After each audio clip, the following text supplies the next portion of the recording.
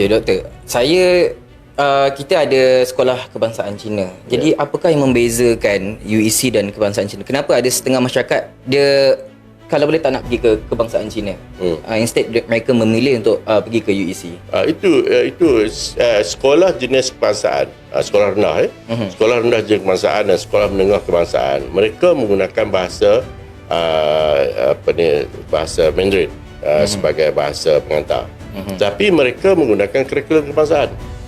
Di SJKC, SMKC, mereka menggunakan kurikulum kebangsaan. Mereka juga mengambil peperiksaan dulu UPSR sebagainya lah, sebelum ni SPM dan sebagainya. Maksudnya mereka memenuhi apa yang dihasratkan sebagai satu sistem pendidikan kebangsaan. Sebab tu kita mengiktiraf nama dia adalah sekolah jenis kebangsaan Cina.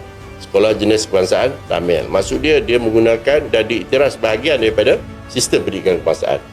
Tapi dia ada jenis lah. Jenis tu merujuk kepada penggunaan bahasa ibunda yang dibenarkan mengikut satu perkara 152 di dalam perlembagaan. Maksud dia selain daripada bahasa Melayu, bahasa-bahasa lain juga boleh dibenarkan. Maksud perlembagaan membenarkan pengajaran dan pembelajaran menggunakan bahasa selain daripada bahasa Melayu. Jadi SJKC, SJKT memang diiktiraf dalam sistem pendidikan kebangsaan. Sebahagian daripada sistem pendidikan kebangsaan tidak menjadi isu, tidak menjadi masalah, dan sejak daripada kita merdeka, laporan Razak pun telah mengiktiraf kedudukan SJKC, SJKT dalam sistem pendidikan negara kita.